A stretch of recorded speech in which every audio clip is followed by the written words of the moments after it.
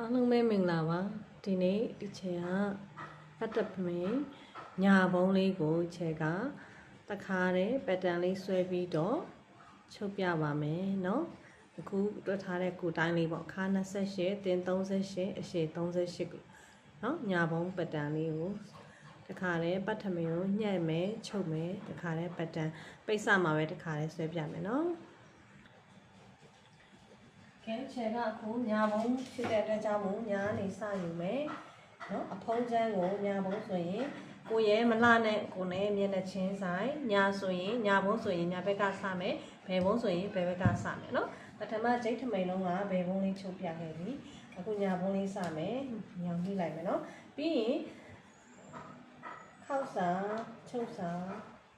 တလက်မဒါတော့ပုံလေးပဲထားမှာနော်ပြီးရင်အခုအဖုံးချမ်းကိုစဆွဲမှာဖြစ်တဲ့အတွက်ကြောင့်အဖုံးချမ်းလေးကဘယ်လောက်လဲတင်အစားနှစ်ဆိုတော့18တင်အစားနှစ်ဆိုတော့19ဆိုရင်အဖုံးချမ်းလေးကို19ယူလိုက်မယ်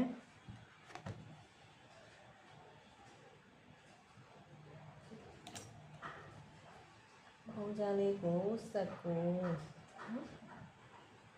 19လက်မှတစ်ခါယူမယ်အဖုံးချမ်းပြီးလို့ရှိရင်နောက်ချမ်းဒါဒီအဖုံးချမ်းနော်အဖုံးချမ်းပြီးရင်ညာမသိဘူးနော်ဖုံးချမ်းပြီးရင်နောက်ချမ်းနော်နောက်ချမ်းကလည်းတင်အစားနှစ်ပဲဆိုတော့ဘယ်လောက်လဲ19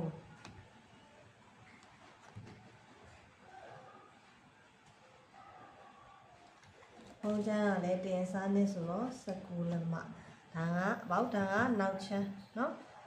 နောက်ချမ်းပြီးရင်နောက်ချမ်းပြီးရင်ဒီဘက်ဘေးဆုံးမှာအတွင်းချမ်းဆိုပြီးလာမယ်နော်အတွင်းချမ်းကတော့တင်အစားနဲ့အပေါင်း9နော်အတင်အစားနဲ့အပေါင်း9ဖြစ်တဲ့အကြောင်းကိုအတင်းချမ်းကိုတင်အစားနဲ့က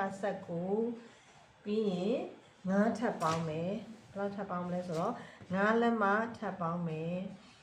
ကင်မရာမှာမြင်ရမှာဆိုလို့ဆွဲပြီးလုပ်နေတာပေါ့နော်ပြီးရင်နင်းချောင်းတောက်မှန်ကြမြင်းချောင်းတစ်ချောင်းဆွဲထားမယ်ဒါကအတွင်းချမ်းအခုကညာဘုံကိုပြောနေရနော်ဒါဒီအတွင်းချမ်းနော်အတွင်းချမ်းကဲပြီးသွားပြီဆိုချင်တို့ကအလယ်မှာထောက်ထိုးရမှာနောက်ချမ်းမှာထောက်ထိုးရမှာဖြစ်တဲ့အကြောင်းနောက်ချမ်းမှာတင်ရှိမယ်နောက်ချမ်းမှာထောက်ထိုးမယ်ဆိုရင်ဘယ်လိုထိုးမလဲဆိုတော့ဒါဒီဘယ်လောက်လဲ19လက်မှကိုခြေတို့ကနှစ်ခုခွဲမယ်เนาะ19ကိုနဲ့စားတော့ဘယ်လောက်လဲဆိုတော့6ခွဲเนาะ6ခွဲမှာဒီနှစ်ခုရဲ့စုံမှတ်အလယ်မှတ်ကိုပြရเนาะ6ခွဲမှာထားပြီးရင်တင်အကျယ်ကဘယ်လောက်လဲတင်ထောက်ဒီ9ဆိုတော့ဟိုဘက်ဒီဘက်မျှပြီးတော့9ဆိုတော့3ခွဲမကြောက်ဘူးလား3ခွဲเนาะ3ခွဲဆိုတော့ဒီဘက်ကို3ခွဲဒီဘက်ကို3ခွဲဒီဘက်ဆိုတော့3ခွဲဆိုတော့9เนาะ9ကိုမျှယူလိုက်မယ်မျှယူချေတို့ဂျိတ်ထမိန်မှာထိုးခဲ့တဲ့အတိုင်းစုံတောက်ကိုဒီဘက်မှာထိုးရင်းမယ်ပထမတောက်ဒီနှစ်လက်မှာတောက်အကွာဝေးဒီတစ်ခွဲပြီးရင်နှစ်လက်မှာเนาะပြီးဒီဘက်လည်းအဲ့လိုပဲတောက်ဒီနှစ်လက်မှာတောက်အကွာဝေးဒီတစ်ခွဲတောက်ဒီနှစ်လက်မှာเนาะချက်ကြည့်နော်တောက်အကွာဝေးဒီတစ်ခွဲတောက်ဒီနှစ်လက်မှာเนาะကဲအဲ့လိုရပြီဆိုလို့ရှိရင်တောက်နှစ်လက်မကိုတဝဲအတွင်းတောက်အရှည်ကဘယ်လောက်လို့ပြောခဲ့လဲခွန်ခွဲတောက်အရှည်ဒီပြောင်းသွားပြီနော်အတွင်းတောက်အရှည်ဒီဘယ်လောက်လဲခွန်ခွဲတောက်ကလေးညောင်းတောက်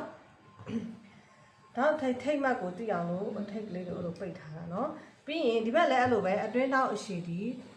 နှစ်လက်မကိုတဝဲအတွင်းတောက်အရှည်ဒီခွန်ခွဲနောက်မှန်ကြလေးဆွဲချမယ်နော်အတွင်းတောက်အရှည်ဒီခွန်ခွဲ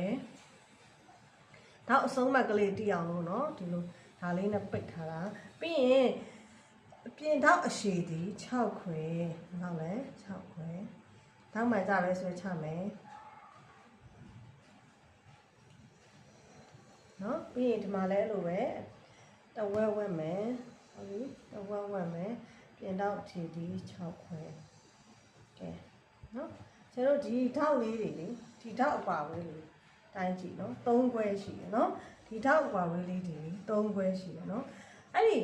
တချို့တင်ရန်ကားတဲ့လူတွေလေတင်40တို့အဲ့လိုပေါ့တချို့ကခါးလေးသေးပြီးတင်ကားတာ အဲ့လိုလူမျိုးတွေဆိုလို့ရှိရင်ဒီထောက်ကလေးတွေကိုလေဘေးကိုနည်းနည်းပေါ့၄စိတ်လောက်ပေါ့ဒီလိုလေးနော်ကားထုတ်ပြီးတော့ဒီလိုလေးကားထုတ်ပြီးတော့ဆွဲပေးရမယ်ဒီဘေးတက်ပေါ့နော်ဒီလိုကားထုတ်အဲ့ဆိုတင်လေးမှာပြည့်မှာလှတယ်ပြီးရင်ကျွန်တော်ဒီမှာလဲဒီအလယ်မကနေအောက်ကိုတလက်မဆင်းနော်တလက်မဆင်းပြီးတော့ဒီတောက်စွန်းနဲ့ဒီလိုဝိုက်မယ်တောက်စွန်းနဲ့ဒီလိုဝိုက်မယ်နော်ဒါကဒိတ်ထမိန်တိုင်းပဲပြီးရင်အခုအဖုံးချမ်းကနေဒီကနေနှစ်ခွဲဆင်းမယ်ဘယ်လောက်ဆင်းမှာလဲနှစ်ခွဲဆင်းမယ်နှစ်ခွဲဆင်းပြီးဒီလိုဆက်ဒီတောက်အစွန်းကနေဒီလိုဆက်မယ်နော်နှစ်ခွဲဆင်းပြီးတောက်အစွန်းကနေဆက်မယ်ဒီအကွာအဝေးကိုခြေတို့ကဒီမှာတလက်မထားပြီးတော့ဆက်ကိုတဝက်ဝက်တော့6ခွဲမှာခြေတို့ဒီမှာထောက်လေးလာထိုးပေးမယ်ထောက်ကွာဝေးဒီ6နောက်လဲပထမလဲ6ပဲတလက်မလေးထိုးမယ်နော်တလက်မထောက်ကလေးလာထိုးပေးမယ်ဒီဘက်တလက်မဒီဘက်9မူဒီဘက်9မူတလက်မနော်ထောက်ရှည်ဒီနောက်လဲ6အပြင်ထောက်ရှည်ဒီ6ခွဲတွင်းထောက်ရှည်ဒီ9ခွဲပြင်ထောက်ရှည်ဒီဘယ်လောက်လဲ6ခွဲအတွင်းထောက်ရှည်ဒီ9ခွဲအဲ့လိုပဲဒီအဖုံးချမ်းဘက်မှာလဲနော်ဖုံးချမ်းဘက်မှာလဲဒီမှာ